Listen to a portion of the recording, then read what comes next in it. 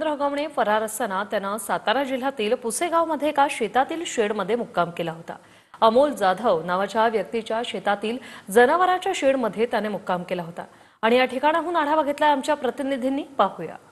वैष्णवी मृत्यू प्रकरणामध्ये जे तिचे सासरे होते राजेंद्र हगवणे हे या घटनेनंतर फरार झाले होते आणि अनेक ठिकाणी त्यांनी जागा बदलल्या होत्या। या दरम्यानच सातारा जिल्ह्यातही ते काही भागामध्ये वास्तव्यास असल्याचं समोर आलं आहे। मी सध्या सातारा जिल्ह्यातल्या पुसेगाव या ठिकाणी आहे आणि या पुसेगाव परिसरातच आपण जर पाहिलं तर हा हा एका शेतातला भाग आहे।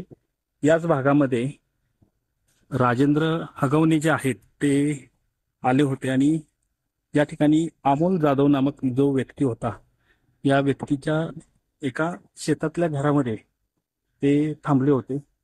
खरं तर हे नेमकं कुठे कुठे गेले होते याचा तपास जे होता ते पोलिसांनी सुरू केलेला आहे। याबरोबरच सातारा जिल्ह्यातही अनेक ठिकाणी हे थांबले होते का याचाही तपास जो आहे तो सध्या पोलीस करताना पाहायला मिळत आहेत।